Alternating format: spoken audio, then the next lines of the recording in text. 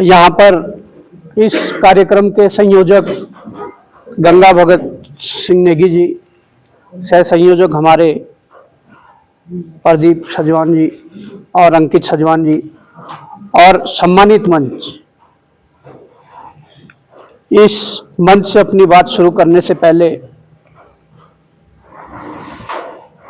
मैं श्रीदेव सुमन जी को याद करना चाहूँगा, भोलू भंडारी जी को याद करना चाहूँगा। ये भूमि क्रांतिकारों की भूमि रही है, ये भूमि संघर्षों की भूमि रही है, और जिस प्रकार से आप सब ने अपने विचार रखे और जिस ऊर्जा के साथ विचार रखे, निश्चित तौर पर ये दिखाता है कि सुबह 11 बजे से यहाँ पर बैठने के बाद आप लोगों ने बिना खाए पिए इस ऊर्जा के साथ अपनी ऊर्जा जो बनाए रखी, यही तो संकल्प है जिस संकल्प की बात हो रही है। और जो संकल्प की बात कर रहे हैं, उत्तराखंड स्वाभिमान मोर्चा एक मोर्चा है।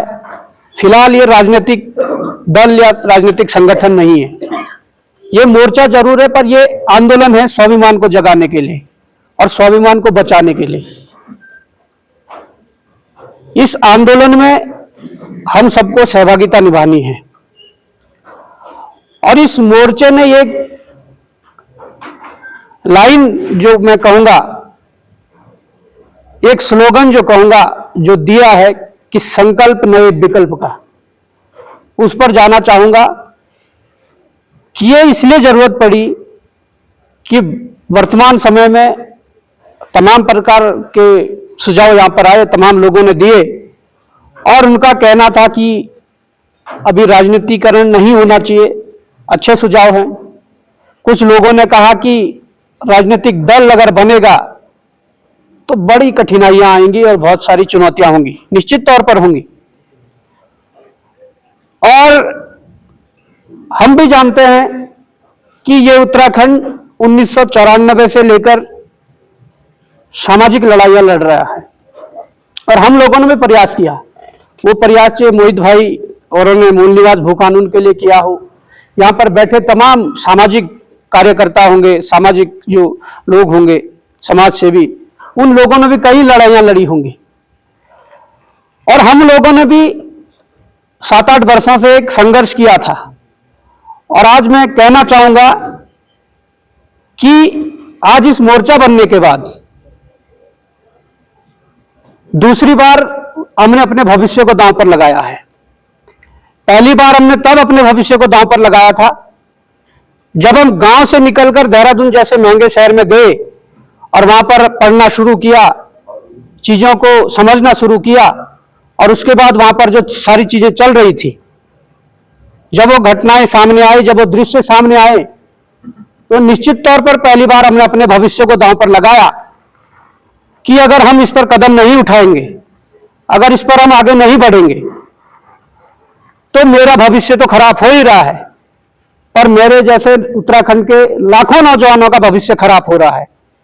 और अगर हम इस पे कदम आगे बढ़ाते हैं, इस भ्रष्टाचार के खिलाफ अपना मुंह खोलते हैं या इसके खिलाफ विरोध करते हैं, तो निश्चित तौर पर मेरा या कुछ वो लोग जो संघर्ष कर रहे थे उनका भविष्य खराब हो सकता है, पर लाखों लोगों का भविष्य खराब होने से बच सकता है।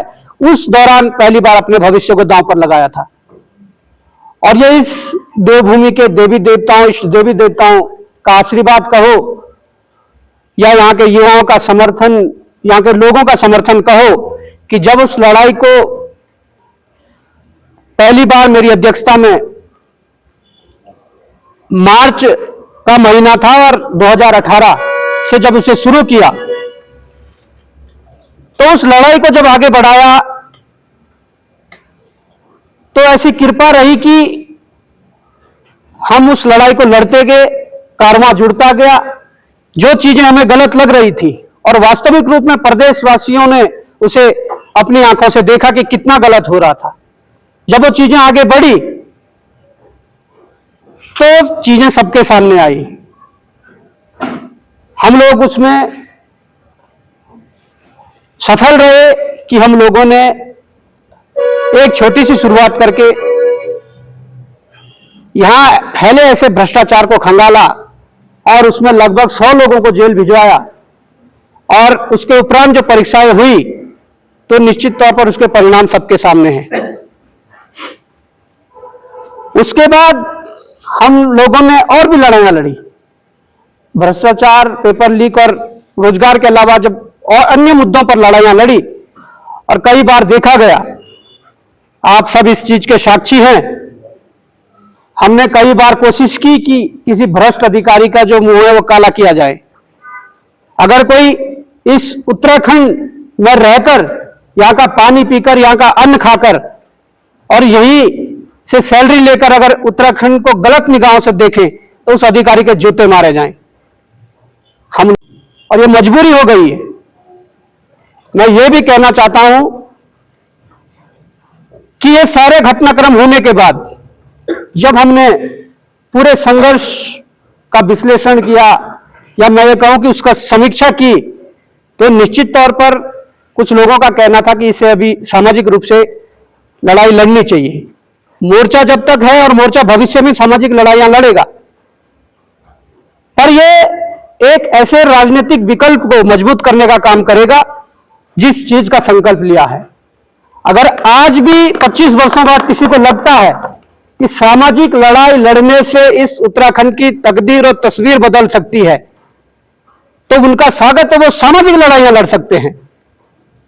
हम लोगों ने ऐलान नहीं किया अभी कि हमने ये पार्टी बना दी और इस पार्टी के तहत ये लड़ेंगे, पर यह ऐलान जरूर किया है कि हम इस उत्तराखंड को एक विकल्प देंगे, और उस विकल्प देने के साथ हम उत्तराखंड पर विकल्प नहीं थोपेंगे, जैसे मोहित भाई ने कहा था। इसीलिए 11 जनपदों का ये जिला मुख्यालय पर चिंतन मनन जो गोष्ठियां रखी गई है, इसलिए रखी गई है कि हम सभी जगह पर जाकर अपने इन विचारों को रखेंगे। अगर वहां की जनता इस पर सहमति जताती है कि वास्तव में उत्तराखंड परेशान है, उत्तराखंड पीड़ा में है, उत्तराखंड की बड़ी दुर्दशा इन्होंने की है, अगर उसके बाद यहां की जनता मुहर लगाती है कि वास्तव में जो आप लोगों ने ये संकल्प लिया है कि संकल्प नए विकल्प का, इस पर मुहर लगाती है, तो निश्चित तौर पर उस पर आगे बढ़ा जाएगा। यह इसलिए भी कह दे रहा हूं, शाम को जब ये वीडियो अपलोड होगी तो तमाम प्रकार के लोग, कुछ राजनीतिक दल के, कुछ सामाजिक लोग और कुछ आम जनता इस बात को सुनेगी, तो उन्हें यह भी बता देना चाहता हूं, मास्टर जी ने कहा कि उन्हें प्रलोभन आए, मोहित भाई भी चुनाव लड़ चुके हैं और तमाम प्रकार के अच्छे खासे ओहदे पर चीजें हैं, त्रिभुवन भाई है, मेरी बात कर लो, अभी कोई कह रहा था कि वो अभी को कोई 29 में टिकट दे देगा सांसद का, बीजेपी दे देगी तो लड़ लेगा। ये सत्यता है। मैं इसलिए बोल रहा हूं कि दूसरी बार अपने इस जीवन को, भविष्य को दांव पर इसलिए लगा रहा हूं। अगर व्यक्तिगत स्वार्थ देखना होता तो जब पहली बार भविष्य को दांव पर लगाया था, तो आप इस बात को मानो ना मानो, पर मैं ये कहना चाहता हूं, उस दौरान भी कई प्रलोभन, कई लालच, कई दबाव आए, और इतने बड़े बड़े प्रलोभन, इतने बड़े बड़े लालच आए, मैं चाहता बिक सकता था, और इतने बड़े बड़े दबाव आए, मैं चाहता झुक सकता था। पर ऊपर वाले की कृपा से, यहाँ के इष्ट देवी देवताओं के माध्यम से और आम जनता की इस ताकत ने जिस प्रकार से सहयोग और आशीर्वाद रखा, निश्चित तौर पर हम उसमें कामयाब हुए। जिस प्रकार से उस लड़ाई को लड़ा गया, अब दूसरी बार ये लड़ाई इस प्रदेश को बचाने के लिए लड़नी है, क्योंकि मैं आप सबका आभारी भी हूं और ऋणी भी हूं। जब मेरे द्वारा लोकसभा चुनाव में सांसद प्रत्याशी टिहरी के रूप में नामांकन भरा गया, और उसके बाद घर से निकलकर, चाहे माताओं का समर्थन कह लो, चाहे युवा साथियों का समर्थन कह लो, या बड़े बुजुर्ग और बुद्धिजीवी वर्ग जो चीजों को समझते थे, या हमारे सैनिक भाई और तमाम प्रकार के सभी लोग, उन लोगों के समर्थन ने हमारे ऊपर एक जिम्मेदारी दी है कि आप प्रदेश के लिए सोचो।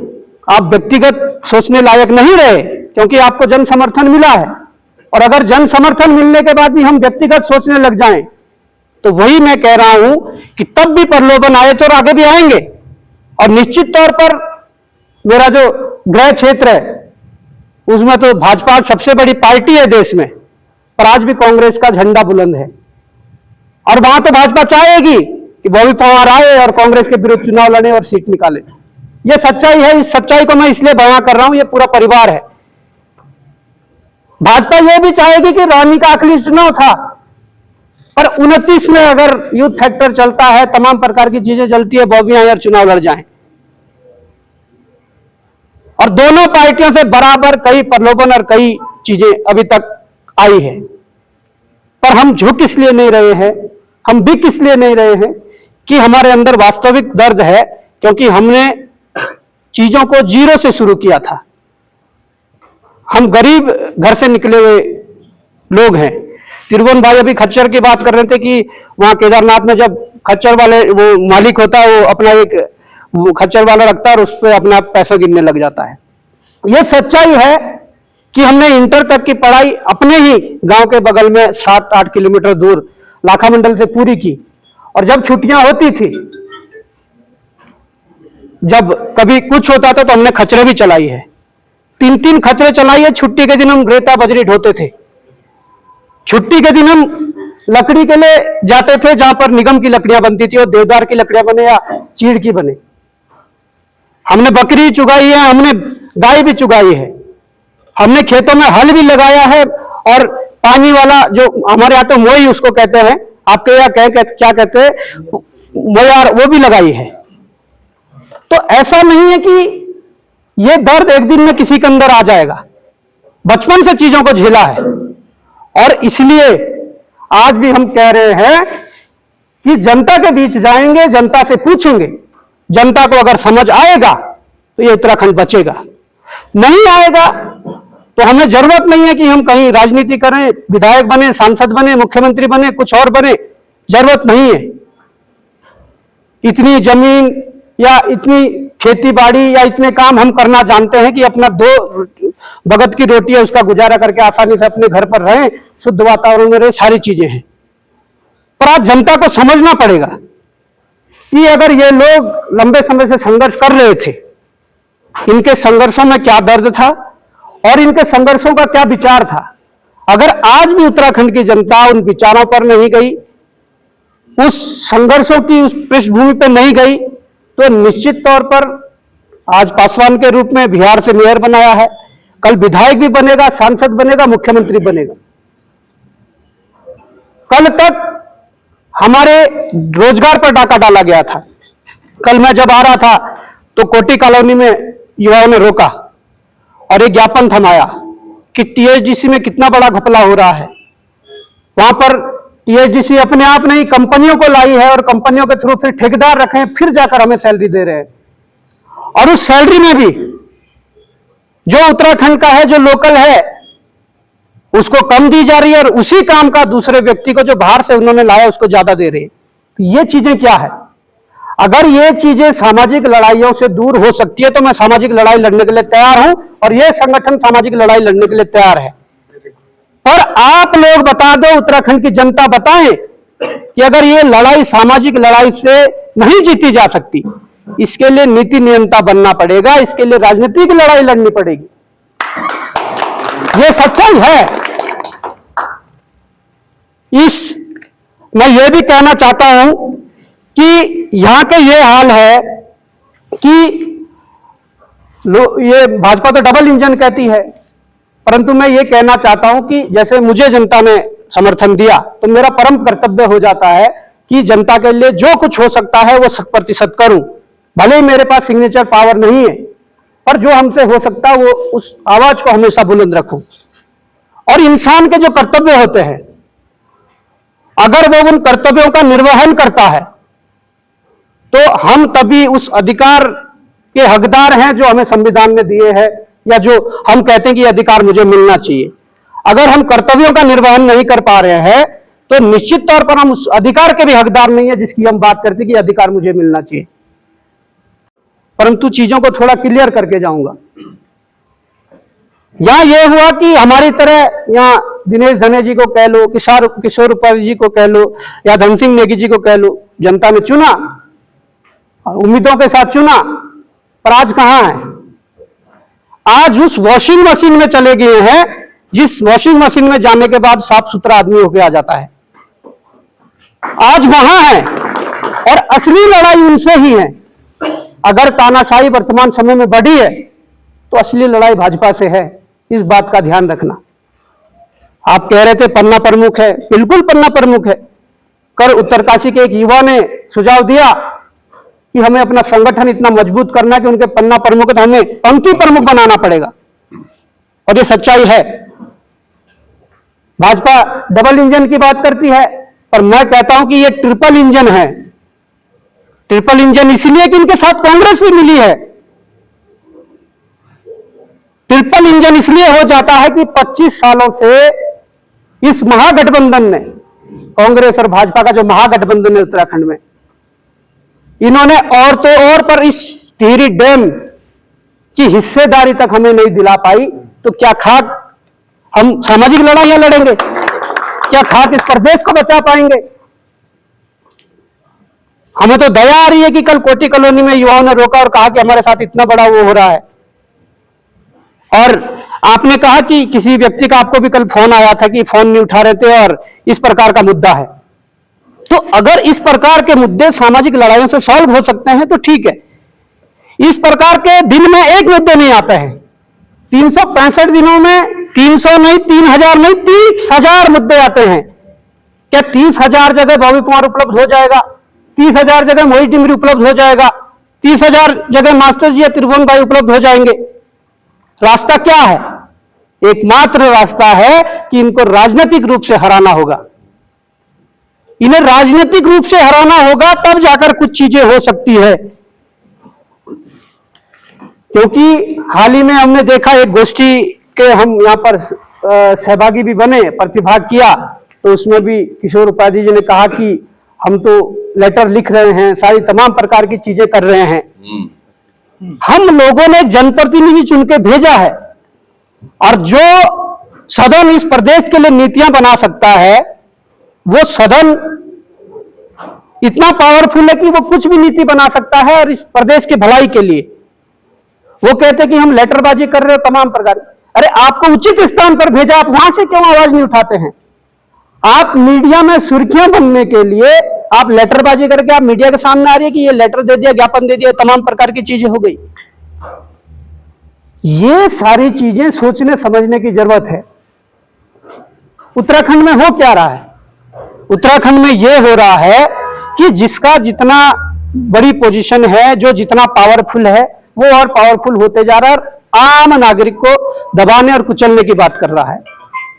ये इसलिए भी कह रहा हूं मैं कि पिछला जो चुनाव था 2022 में, उस चुनाव से पहले हमारे पड़ोसी जो विधानसभा है वहां से निर्दलीय रूप में प्रीतम पंवार जी थे, और कांग्रेस के विधायक पुरोला से राजकुमार जी थे, और भीमताल से निर्दलीय विधायक राम सिंह कैड़ा जी थे। 2022 विधानसभा चुनाव के आचार संहिता लगने से पहले, जब विधानसभा का एक सत्र भी बचा हुआ था, तब ये लोग भाजपा ज्वाइन कर जाते हैं। और मेरे खुद गृह क्षेत्र के नेता प्रीतम सिंह जी,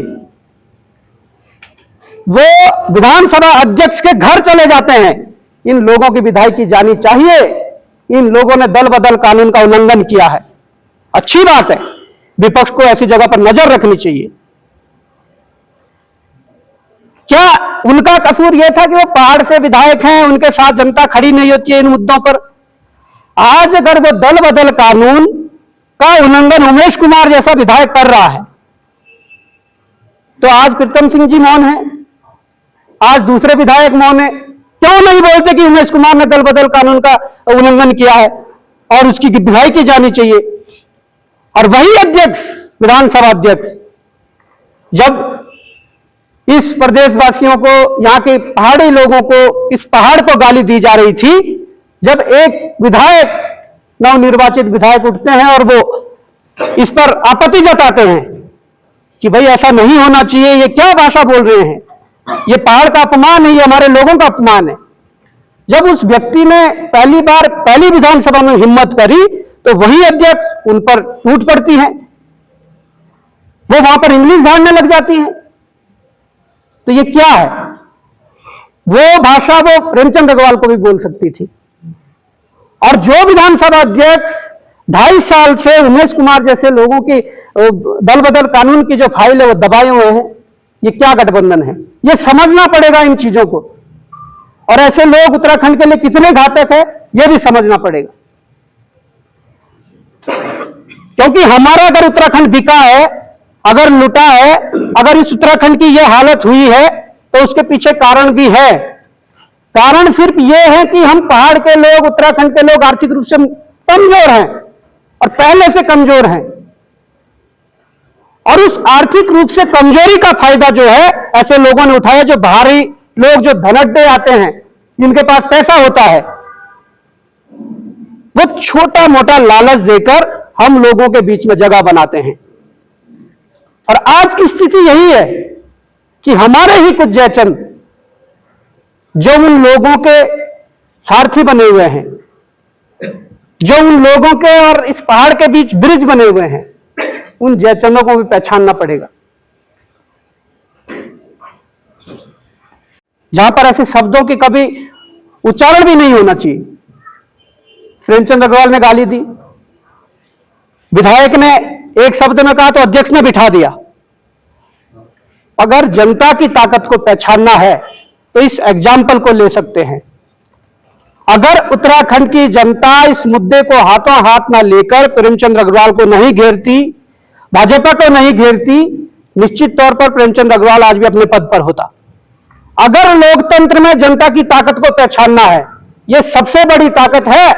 प्रचंड बहुमत की सरकार है, केंद्र में भी सरकार है, पर जब जनता का विरोध शुरू हुआ तो अपने मंत्री को नहीं बचा पाए, उस पर त्याग पत्र देना पड़ा।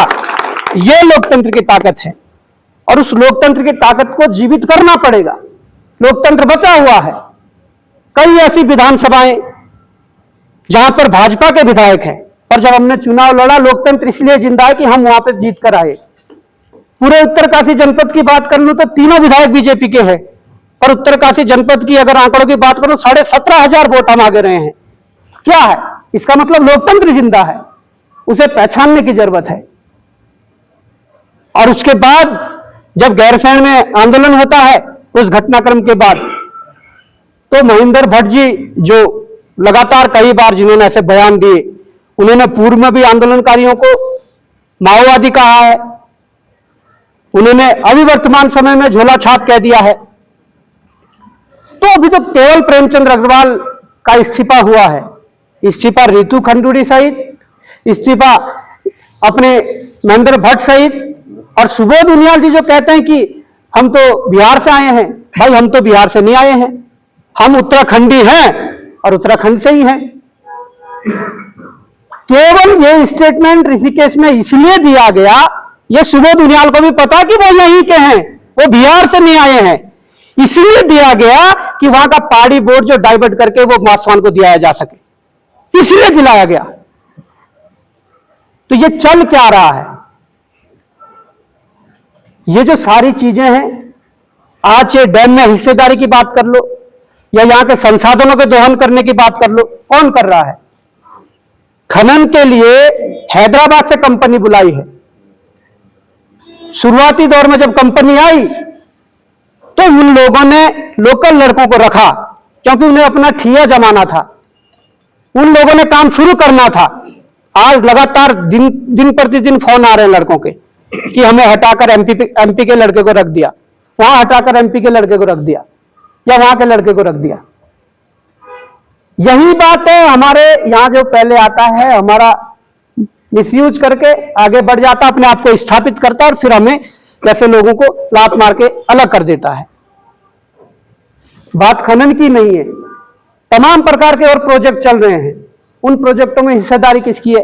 इसी टीएचडीसी ने अगर कंपनियां रखी है, कहां की कंपनियां हैं? और उन कंपनियों के माध्यम से कोई ठेकेदार रखे हैं, वो ठेकेदार कहां के हैं? ये सारी पीड़ा सामाजिक लड़ाइयों लड़कर पूरी नहीं हो सकती है। इस पीड़ा पर सामाजिक लड़ाइयां लड़कर मरहम नहीं लगाया जा सकता, यह सच्चाई है। इनके खिलाफ राजनीतिक लड़ाई लड़नी पड़ेगी और निर्णायक लड़ाई लड़नी पड़ेगी। आज हमने चलना शुरू किया है, आज कहूं तो कल उत्तरकाशी से शुरू किया है, मां गंगा, यमुना और काशी विश्वनाथ जी का आशीर्वाद लेके। और यह शुभ हुआ कि एक विकेट गिरा, दूसरे दिन यहां आए हैं। तो अगर दूसरे दिन यहां पर मंथन हो रहा है और दूसरे दिन यहीं से बात निकल कर आ रही है कि 1 महीने बाद चुनाव करवा दें, हम 8 सीटें जीत रहे हैं या 8 सीटों में फाइट में है, तो जब चलने के पहले दिन ये आंकड़ा है, ये रिजल्ट है, तो अगर ईमानदारी के साथ पूरे समर्पित भाव से अगर मेहनत की जाए तो निश्चित तौर पर 2027 के अगर चुनाव होंगे तो ये आंकड़े चौंकाने वाले होंगे, ये बात लिख कर ले लो।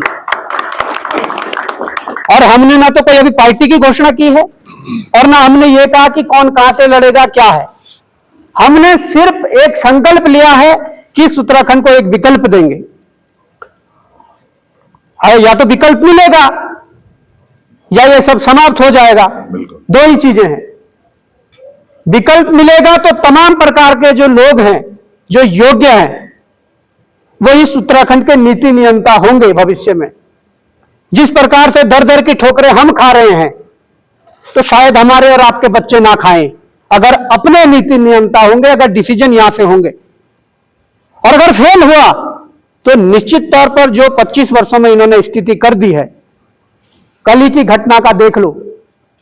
शरणार्थी कह रहे हैं, वो भी हम लोगों को, जिनके बुजुर्गों ने यहां पहाड़ काट काट कर सीढ़ीदार खेत बनाए हैं, जिनका अब 500-500, 1000-1000, 1500-1500, 2-2 साल का इतिहास मिल रहा है कि ये यहीं से है, उनको शरणार्थी बोल रहे हैं। इसीलिए बोल रहे हैं कि ये समय 25 वर्षों का जो इन्होंने समय देखा है कि इस प्रकार से हमने हर बार बैकफुट पे हम लोगों को लाया है, उनकी ये सोचना है, इसलिए वो शरणार्थी बोल रहे हैं। अब समय आ चुका है, इस समय को बिना गवाए निश्चित तौर पर पहाड़ की इस जनता को, उत्तराखंड की इस जनता को समझना पड़ेगा कि हमारे हक, हकूक और हमारे अधिकार तब मिल सकते हैं जब हमारे पास कोई ऐसी पावर हो, जहां पर सिग्नेचर पावर हो, जहां पर हम नीतियां बना सके और उस नीति को अप्लाई कर सके। तो इस संकल्प के साथ उत्तराखंड के हर एक युवा को जुड़ना चाहिए, हर एक मातृशक्ति को अपने बच्चों के भविष्य के लिए जुड़ने चाहिए, हर एक उस बुद्धिजीवी वर्ग को जिन्होंने ये खेल देखा है कि इन पार्टियों का खेल क्या है, उन लोगों को जुड़ना चाहिए। प्रत्येक छात्र को जुड़ना चाहिए, प्रत्येक सैनिक को जुड़ना चाहिए, प्रत्येक वकील को जुड़ना चाहिए और एक ऐसा मजबूत इस फ्रंट को बनाना चाहिए कि वो भविष्य में वास्तव में एक नया विकल्प दे सके। क्योंकि ये विकल्प अगर मिलेगा तो उससे फायदा किसी व्यक्ति विशेष का नहीं होने वाला, राज्य का फायदा होना है। और अगर राज्य का फायदा हुआ तो निश्चित तौर पर इस उत्तराखंड की दशा और दिशा बदलेगी। क्योंकि मोहित भाई ने अभी क्या कहा था कि कल एक महिला वहां पर बाइट दे रही थी कि जिसकी जितनी संख्या भारी उसकी उतनी हिस्सेदारी। इस माइंडसेट को भी समझना पड़ेगा। इस माइंडसेट के लोग कश्मीर में रहा करते थे और ये वहां मुंह से निकल गया, इनके ये बोलना नहीं चाह रहे थे, पर अगर हमारे इष्ट देवी देवताओं ने उनके मुखार बिंदु से इस शब्द को निकाला है तो ये चेतने की जगह है, हमें चेतने का समय है। यह भाजपा का माइंड हो सकता है कि वो इस उत्तराखंड को कश्मीर के रास्ते पर ले जाएं और कश्मीर बनाना चाहें, क्योंकि जिस प्रकार का ये स्लोगन आया था ये कश्मीर घाटी में चलते थे। इसलिए ये बात अगर उनके मुंह से निकली है तो कहीं ना कहीं इस बात पर कई बार मंथन हुआ होगा, कई बार उनकी गोष्ठियां हुई होगी, कई बार उनके माइंड में डाला हुआ होगा, तब जाकर वो चीज जाने अनजाने में वो बाहर निकल गई। तो अगर बाहर निकली है तो हमारी सुरक्षा के लिए निकली है, हमारी अस्मिता को बचाने के लिए निकली है। तो इसलिए कहते हैं कि अब हमारे साथ ऐसे बुद्धिजीवी वर्ग हैं जिन लोगों ने इस उत्तराखंड की भी लड़ाई लड़ी, समाज की और लड़ाइयां भी लड़ी, तो हमें तो कतराने की कोई जरूरत नहीं है। हमारे पास सड़कों पर लड़ने के लिए युवाओं की फौज है जो संघर्ष कर रहे हैं। ये प्रदेश इन लोगों से इतना खिन्न हो चुका है कि उन्हें विकल्प नहीं दिखाई दे रहा है, और इस विकल्प ना दिखाई देने के चक्कर में बार बार वही प्रयोग हो रहा है जो लगातार हो रहा है।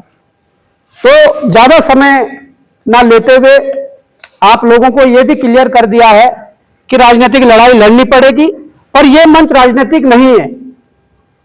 यह मंच उस राजनीतिक विकल्प को मजबूत करेगी जो बनेगा, और यह उत्तराखंड स्वाभिमान मोर्चा हमेशा न्यूट्रल रहेगा और उत्तराखंड के ज्वलंत मुद्दों पर हमेशा आवाज उठाएगा। और इससे जो विकल्प निकलेगा, ये जो विकल्प देगा उत्तराखंड की जनता, जो विकल्प देगी, इस मंच की यह जिम्मेदारी हो जाएगी कि उस विकल्प को हमेशा मजबूत करें। और ये उत्तराखंड की जरूरत थी। प्रत्यक्ष अप्रत्यक्ष रूप से कई बार ये मैसेज जनता दे चुकी है। हमारे लोकसभा चुनाव में देख लो, फिर भाई त्रिभुवन चौहान जी के चुनाव में देख लो, फिर मास्टर जी के चुनाव में देख लो, उसके बाद हाल ही में हुए निकाय चुनाव में देख लो। इस टिहरी के अंदर ही धामी जी ने कितनी रैलियां करी, हेलीकॉप्टर से उतरे, तमाम प्रकार का अथाह धन बर्बाद किया, शराब, पैसा, तमाम प्रकार की। पर एक निर्दलीय को जनता ने स्वीकारा, और ऐसा स्वीकारा कि दोनों की जमानतें जब्त हो गई। उसके बाद मतलब दो तो मुख्य है ना, सबकी तो चलो अपने भाई बंधु हैं, जो भी है जैसा आपस में चलते रहेंगे, पर जमानतें जब्त होने के बाद हम लोगों ने निकाय चुनाव में एक मैसेज देने का काम किया। हम लोगों ने गाड़ी उठाई, देहरादून से गाड़ी को स्टार्ट किया, 2 दिन मास्टर जी के चुनाव में रहे, फिर गजा आए, गजा के बाद फिर आगे बढ़े और मुनस्यारी तक लास्ट गए। हम लोगों ने कुल 8 से 9 अध्यक्षों को उतारा था नगर पालिका, नगर पंचायतों में, उसमें से 5 से 6 अध्यक्ष जीत कर आए। तो ये जनता ने मैसेज दिया है कि बाई वैक्यूम है, आप लोगों को आना पड़ेगा। और एक मैसेज भी गया कि ये लोग एक होने की कोशिश कर रहे हैं। उस चुनाव के बाद फिर मास्टर जी का चुनाव हुआ, तो सारी चीजें जो वहां पर चीजें हुई, उसके बाद हमने समझदारी दिखाते हुए हम इकट्ठे बैठे, सब लोगों ने कहा कि भाई एक मंच आना पड़ेगा, जनता ये चाह रही है और जनता के अनुरूप चलना पड़ेगा, जनता के साथ चलना पड़ेगा, जनता जो कहेगी वो करना पड़ेगा। उसके बाद सब लोगों साथ बैठे और सबने कहा कि हम संघर्ष ही उत्तराखंड के लिए कर रहे हैं। हमारी अगर पहली प्राथमिकता है तो उत्तराखंड है, तो जब अगर पहली प्राथमिकता उत्तराखंड है तो सब एक मंच पर आए हैं। और इस मोर्चे ने इस यात्रा के बाद वो विकल्प खुला रखा हुआ, जो हमने खुली पीसी में कहा कि इसके बाद वो क्षेत्रीय दल यूकेडी हो, क्षेत्रीय दल कोई और हो, उन सबके सामने भी प्रस्ताव रखा जाएगा कि आप आइए और उत्तराखंड को बचाने की लड़ाई लड़िए। कुछ सामाजिक संगठन हो, उसका आगे भी प्रस्ताव रखा जाएगा। बात शुरू में वहां पे पंत जी बैठे थे, डीडी पंत जी जो गए चले गए, उन्होंने कहा कि आप यूकेडी में आइए, तमाम प्रकार। तो उसमें एक टेक्निकल दिक्कत ये आ रही थी। हमने कोशिश की कि किसी पार्टी को मजबूत करके वो करते हैं। हम अगर यूकेडी से बात करते हैं तो 56 और दल नहीं उसमें आना चाहते हैं। हम उन 56 में से किसी एक को लेते हैं, वो फिर दूसरे उसमें नहीं आना चाहते हैं। उन लोगों से हमने कहा कि अगर भविष्य में कोई नया बनेगा तो आपके क्या उसमें सुझाव है। उन्होंने कहा कि अगर कोई नया बनेगा तो हम अपने विलय करने के लिए तैयार हैं। कई दलों ने ये बात कही है। तो जब एक नए में सबको जाना है तो क्यों ना एक नए विकल्प के रूप में एक ऐसी ताकत खड़ी की जाए जो हम और आप लोग करेंगे, प्रदेश की जनता करेगी। जब सब स्वीकार्य उसमें करेगी, जब सब सहमति जताएंगे तो निश्चित तौर पर एक विकल्प निकल कर आएगा और उत्तराखंड की लड़ाई लड़ेगा। तो आज धन्यवाद आप सबका कि आप सबने इतने देर तक हम सबको सुना, और कई लोगों ने खाना भी नहीं खाया होगा क्योंकि हमने सुबह से नाश्ता नहीं किया है। और हमारे अंदर ऊर्जा इसलिए कि आप लोग बैठे हुए हैं। और हमारी माता जी हैं भट्ट जी, आपके जो सुपुत्र हैं, डॉक्टर हैं, तो वो हमारे परम मित्र हैं और हम लगातार संघर्षों में जाते रहते हैं। उनका मुझे कल ही फोन आ गया था कि माता जी आएंगी। मैंने कहा बड़ा सौभाग्य होगा हमारा। तो ये सारी चीजें कई लोगों को बोलने का मौका नहीं मिला, उनसे भी क्षमा चाहेंगे। अभी कई मंच मिलेंगे, उस पर आप बोल लेना।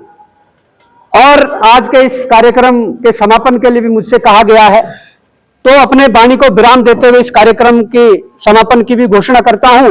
और निश्चित तौर पर 5 मिनट ऐसे ही बैठ जाना और इसके अलावा कुछ और चर्चा भी कर लें कि वैसे तो समय हो गया, पर कुछ ना कुछ सुझाव किसी के मन में आए होंगे मेरे भाषण के बाद, तो निश्चित तौर पर उस चीज को भी बोल दीजिएगा।